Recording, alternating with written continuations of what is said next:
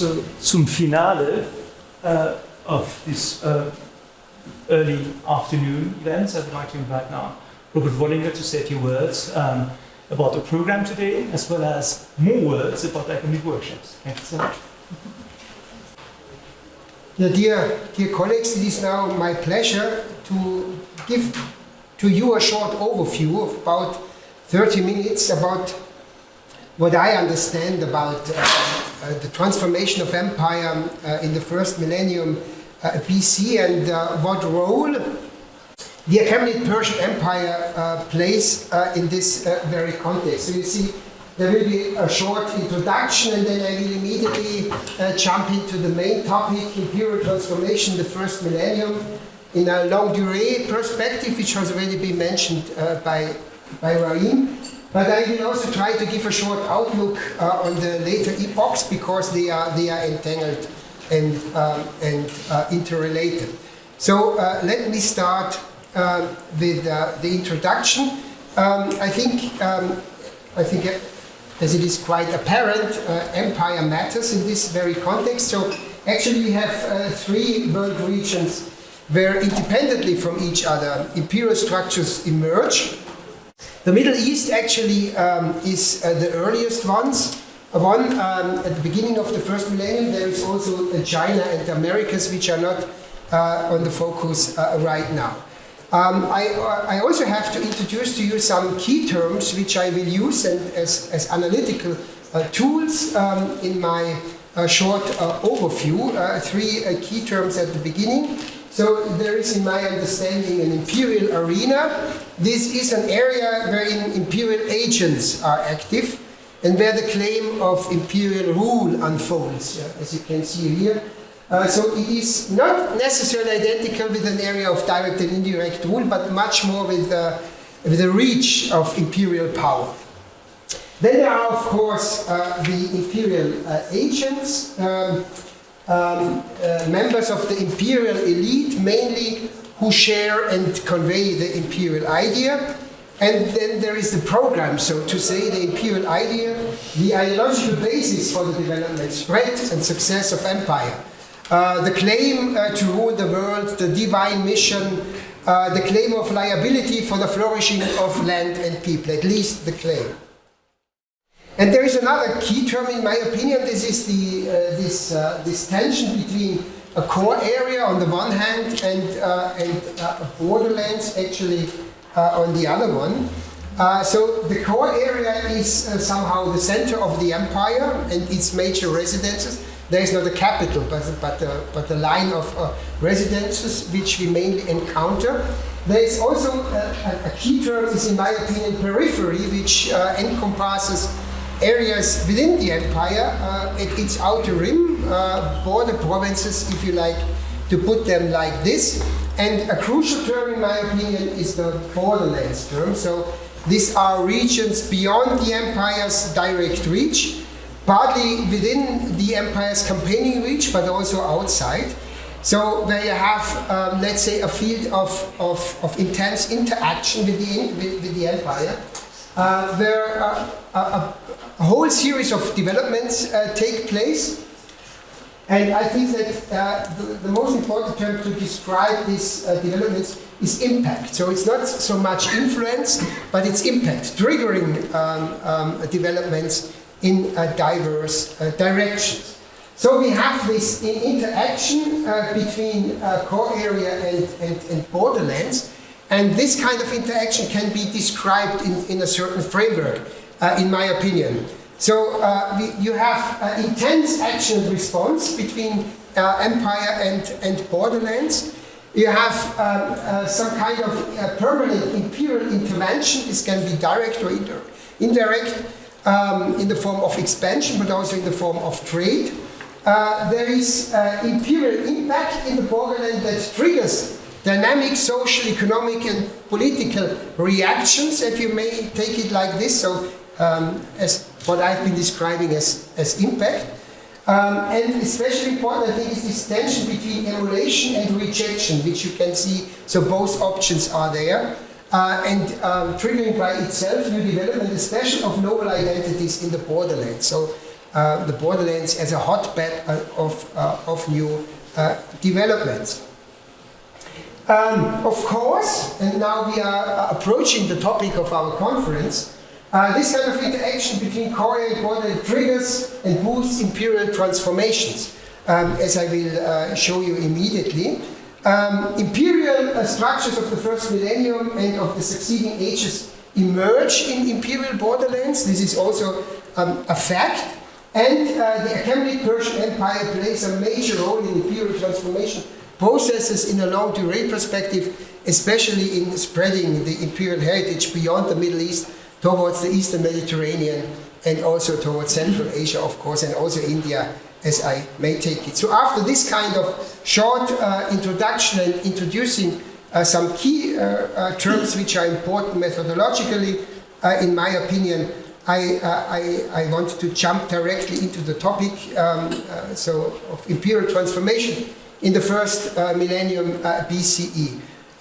It is clear that empire emerged in the Middle East at the beginning of the first millennium BC. Emerging, with emergence, I also mean that it doesn't disappear anymore. So empire will be there until the very present time, and of course at the very beginning, what we call Mesopotamia is a core area, and you see the borderlands of this Mesopotamian core area, which can be described as the Middle East or the ancient Near East. In my opinion, there are three stages in the development of empire in Western Asia. I take a first stage, which is somehow the main chronological arena of our conference. This is the time starting with the Neo-Assyrian Empire until the death of Alexander III. So you see, I take Alexander as being part of this larger first step, where we have some kind of continuous expansion beyond and a sequence of imperial formation. So expansion as a guiding line. And then there is a second stage, which is also part of our undertaking in the next 3 days, where we face, of course, after Alexander's death, a stop of the expansion and some kind of collapse of the unifying empire, and the introduction of a struggle for legitimate succession within, not outside, but within the already established imperial arena, but at the very same time the survival and cultivation of the imperial idea that was introduced earlier, a process that takes place until the mid of the 2nd century BC. I will come to this borderline immediately. I think that the Achaemenid-Persian Empire and of course the Empire of Alexander III play an important role, loom very large as communicators and transforming forces within these stages 1 and 2 and also beyond. And of course I will also touch shortly, in my opinion, so what I would call stage 3, which is quite a long period, so until the upcoming of Islam in the 7th century AD, so which is defined by the collapse of the competing successors within the former imperial arena and the emergence of 2 new novel imperial formations with an expansionist agenda in the western and eastern borderlands, and the west the Roman Empire, and in the east the Arsacid and later the Sasanian Empire.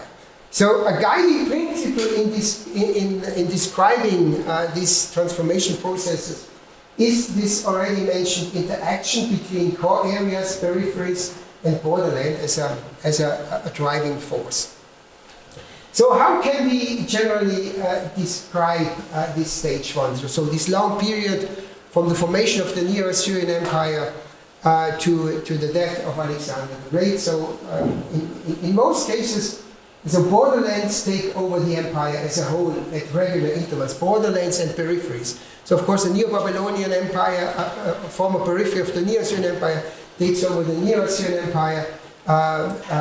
The Persian Achaemenid Empire as a borderland of the Neo-Babylonian one takes over the Neo-Babylonian one, and of course Macedonia is a borderland of the Achaemenid-Persian Empire, and taking over this empire in the end.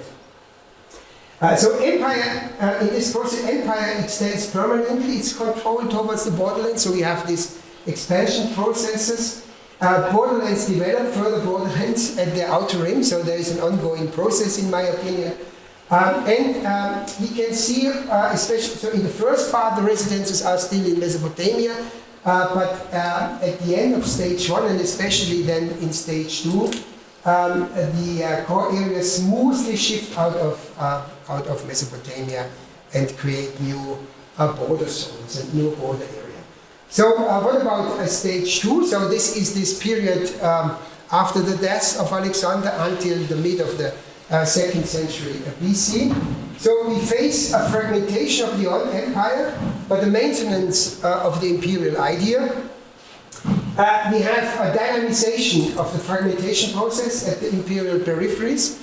I will show you some maps immediately afterwards, so you can see this in more detail. We have an intensive interaction between peripheries and borderlands, and we have a spread of the imperial order towards the borderlands and borderlands of the second order, and as I already mentioned, the core area is moving swiftly outside. So what about stage 3, which is not primarily our interest, but I nevertheless want to touch this shortly as well. So if you think about, if you have these two Flügelmächte, so to say, so the Roman Empire and the Achaemenid and then the Sasanian Empire, so both borderlands, both in the west and the east, are not able anymore to take over the old empire completely. Two competing empires emerge that control partly territories of the former old empire, but with a stronghold in the former borderlands as well. So if we come back to some major formation processes in these 3 stages, and summarize again what I have been introducing to you in this very rough way. So in stage 1, we have the core areas of Mesopotamia and its adjacent Western Iranian region, which is especially true, of course, for the Achaemenid-Persian Empire with its residences in Persepolis and Susa. We have the concept of peripheries, especially in the transformation process between the Neo-Assyrian and Neo-Babylonian Empire, especially for Assyria, which takes major efforts to keep the periphery under control, and in the end there is a long war where the periphery becomes the new center. And we have at the borderlands, we have these dynamic changes during an ongoing process of expansion, and at the end of stage 1, so with the decline and collapse of the Achaemenid-Persian Empire and the death of Alexander, so we have, I would say, Afro-Eurasian dimension of borderlands encompassing Central Asia, the Balkans, the Aegean, the steppe, the Mediterranean, and the Indian Ocean. So this stage 2, there are not so dramatic changes. Of course, the core areas change, as I have already mentioned. Also in the peripheries, we can see dynamic processes of transformation, especially the increase of independence, of developments of independency at the peripheries. Bactria and Parthia, the Achaemenid Parthia are just 2 very prominent examples, and borderlands roughly do not change but remain the same. And for stage 3, of course, there are now major changes. So we have partly new core areas in the Western Mediterranean, especially the Roman Empire. Not so much with the Eastern successor of the Achaemenids and the Sasanians, who move into the former central arena of Mesopotamia, but we also have partly new borderlands. But in my opinion, the most important development in this stage is that we face more and more interaction of the Middle Eastern borderlands and the Chinese borderlands, who somehow start to interact, and probably the Kushan Empire is one of the very first examples where you have this interaction from both sides. So now some maps to illustrate what I have been trying to show you in a more theoretical way. So this is the stage one, with these 4 imperial formations. Of course, all of them are in the center of our upcoming conference in the next days. So everything starts with the Neo-Assyrian Empire, this very successful imperial formation with its residences in Upper Mesopotamia and its tremendous outreach, already touching Africa in its very last phase.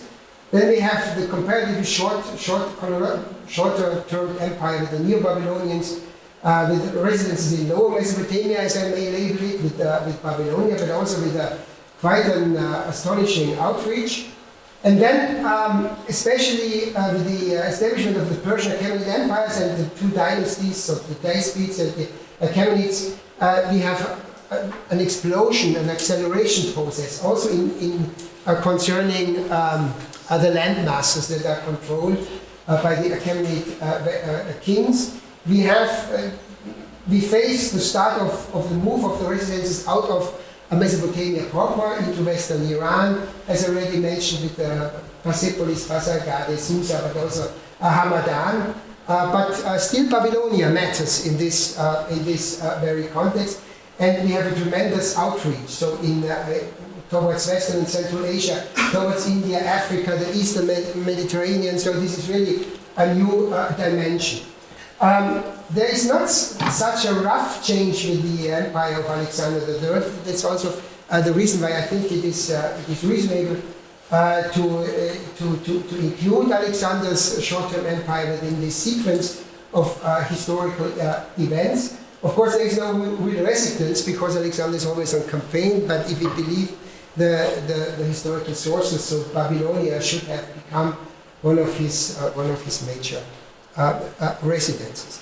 So, what kind of generalities, what kind of general developments can we face within this long sequence of 4 empires? I think there are quite a bunch of common grounds to face, continuities, if you want to label it like that.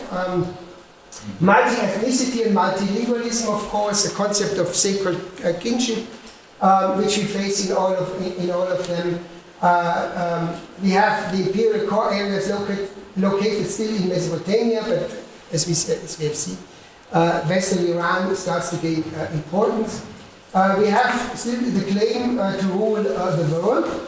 We have a concept of open borders, of course, no fixed territories, but this idea of borderlands, which I tried already to develop. We have upper elites who are active all over the empire. I think it is actually these elites who are holding the empire together. But of course, we should not forget the local elites as interactor between center and periphery, so they are very important. And we face in all of them somehow the idea of welfare and charity, so something which we could describe with the Latin term of pax, so if we want to pax Assyriaca and things like this. And we have this ongoing concept of regeneration and revival via the borderlands, which I already highlighted. Here you see, of course, the Neo-Assyrian Empire and its tremendous outreach, which, as I already said, includes Egypt in the 7th century BC as well.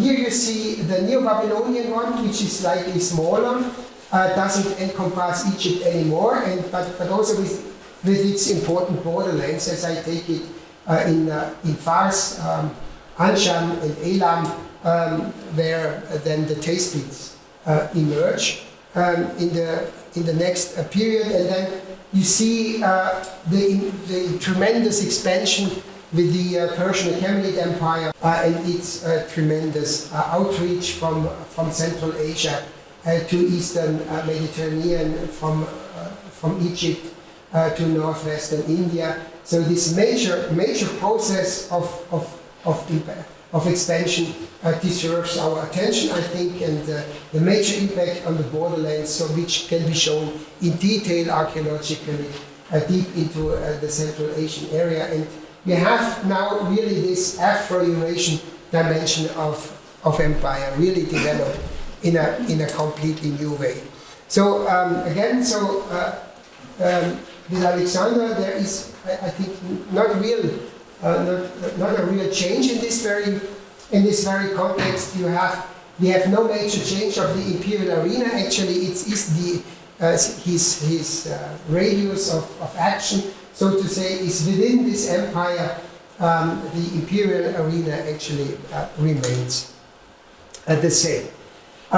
This changes with stage 2, as I already highlighted. So this process of expansion now stops, and we face the collapse actually of this unifying empire, the struggle of legitimate succession, which comes into play, but this idea of the survival and cultivation of the imperial idea in this period of the diadochi and the epigony, of course.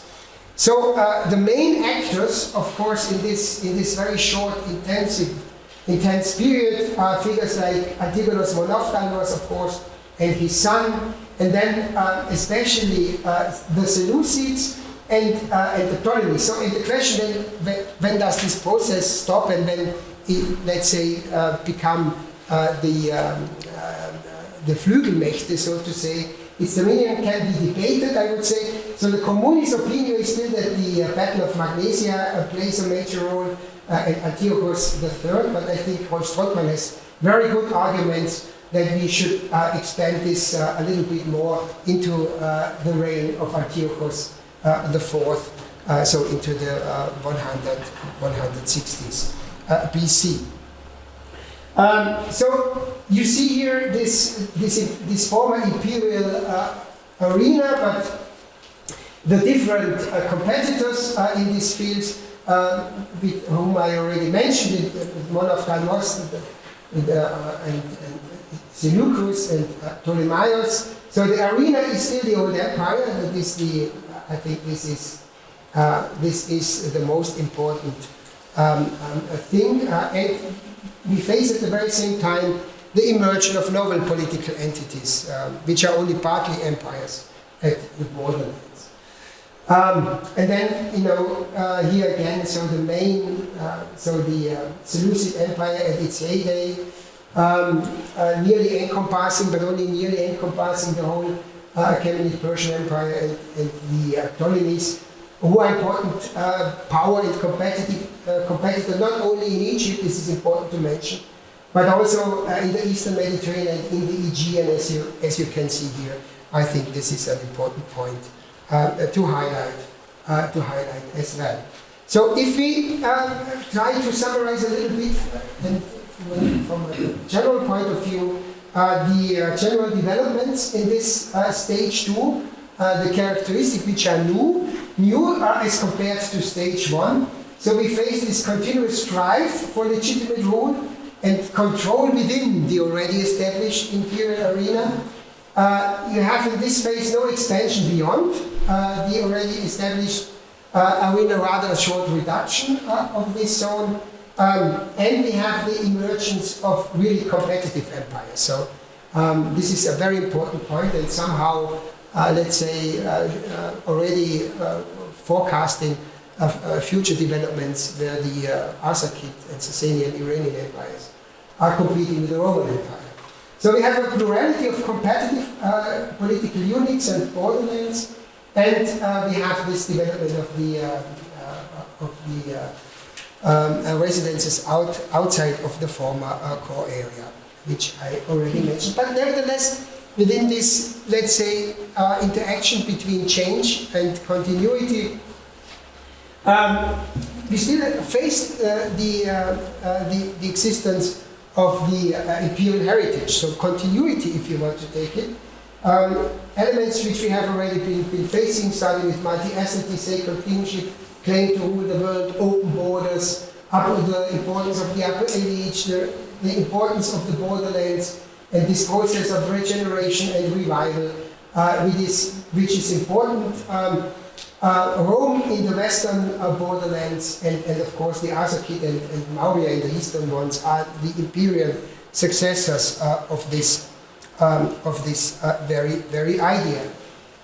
Just to show you some examples of this, which I have been mentioned, I think the emergence of the Maurya Empire at the turn from the 4th to the 3rd century is only really explainable in this structural closeness to the former imperial arena, and if you want to take it in this context of imperial impact, originating from the Middle East.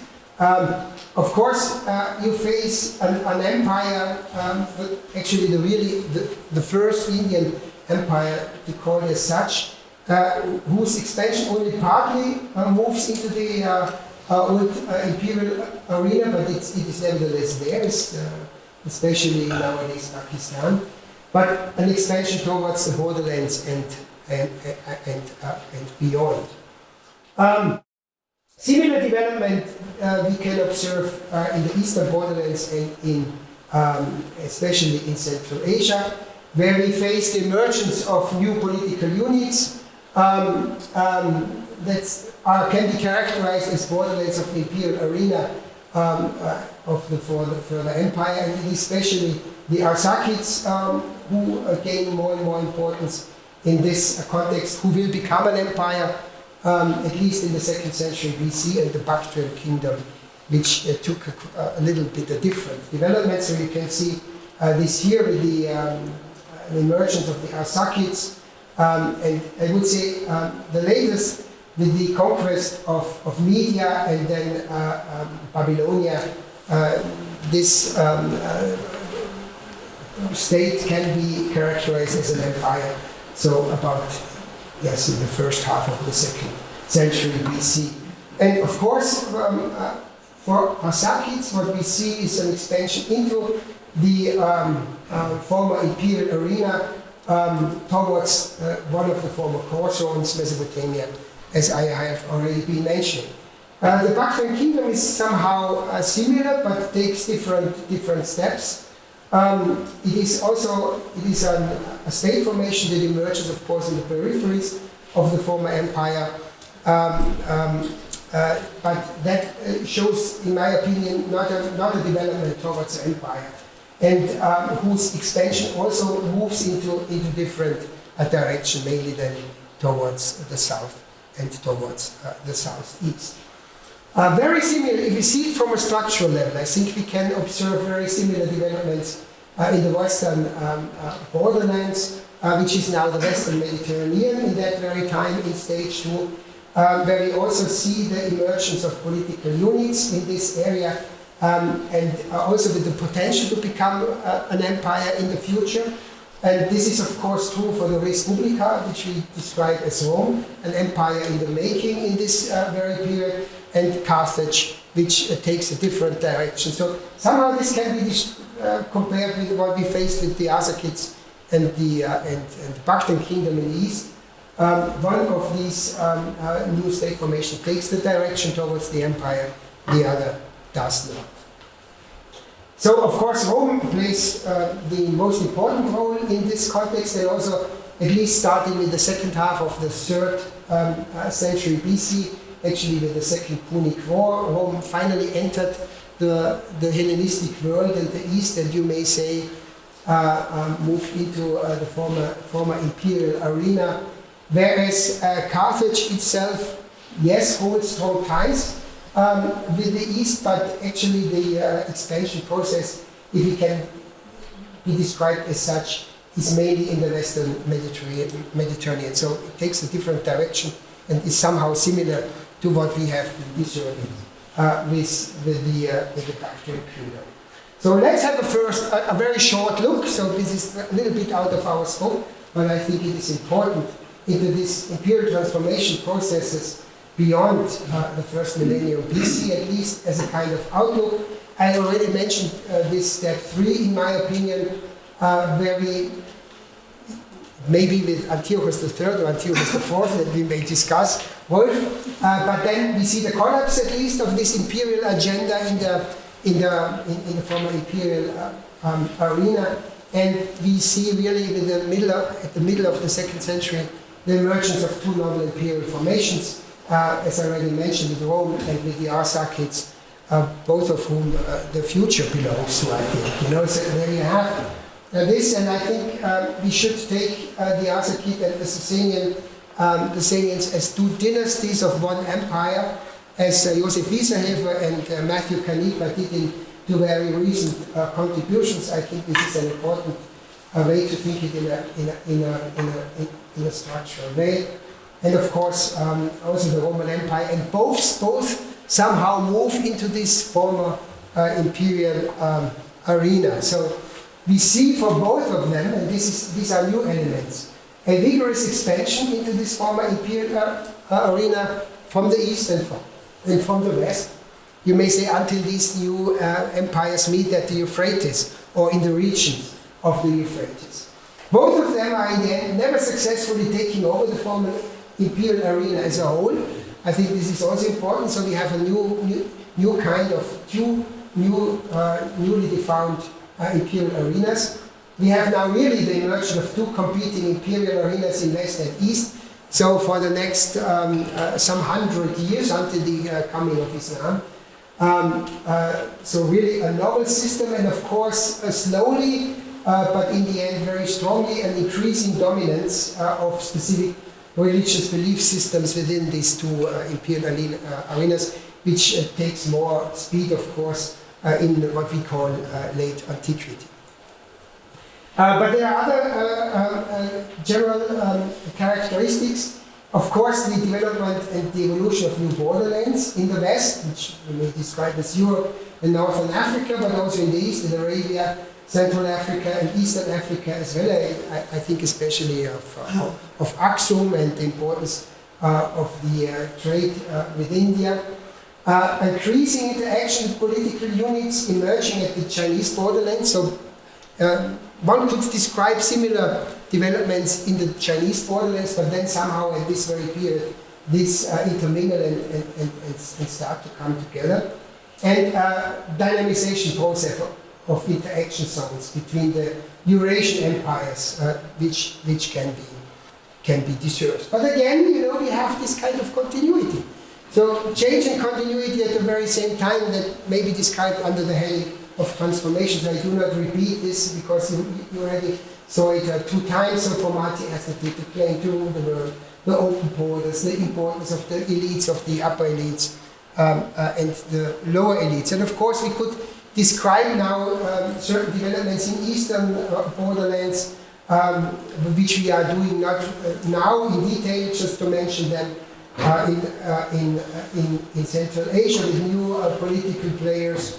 We have the same in the steppe zone with completely new political players, and we have the very same in Western Europe, of course, with what we describe generally as the Germanic tribes and the Germanic arena as the borderlands of the Roman Empire, of course, which is very, very researched, as all of you know. And the same is also true in the Arabian Peninsula in Eastern Africa with the Arabs, Aksum, and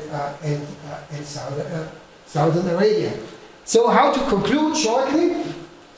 I start with a review, a German review done by a medieval scholar, a famous one, Bernd Schneidermüller, on a review which my dear friend Jörg Schwarz brought to my knowledge. So I am presenting to you the English translation done by ChatGPT, so very useful tool.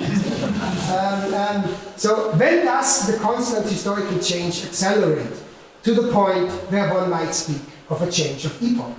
How much change is needed for that? What drives people to perceive complex history in simple patterns? It is in the process of reduction that the truly important aspects emerge. Therefore, organizing seemingly chaotic historical abundance reveals more about the organizers than about what is being organized. This is, of course, absolutely true, and of course our approach on transformation process and processes will reveal a lot about our modern thinking, especially in a time when we see chaotic changes and when we do not really know where the future will move into. So this is absolutely true. But I nevertheless think that in these, especially in these stages 1 and 2, I have been introducing to you shortly.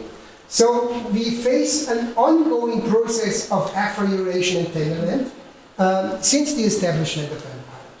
I think that empire is an important driving force of this kind of trans-regional interaction. And I also think that the dynamics of imperial structure is of utmost importance, especially when we look into this area of changing borders. And I also think that actually it is just this kind of ongoing process of imperial transformation that we are facing, and that is actually the main topic of our conference. So in this long period development, we see, of course, a maintenance of the imperial idea as a kind of heritage and all its specific consequences. And I do believe that the Achaemenid-Persian Empire is a key factor and a major trigger in the history of Afro-Eurasian entanglement of empires and its transformations. So thank you very much for your attention.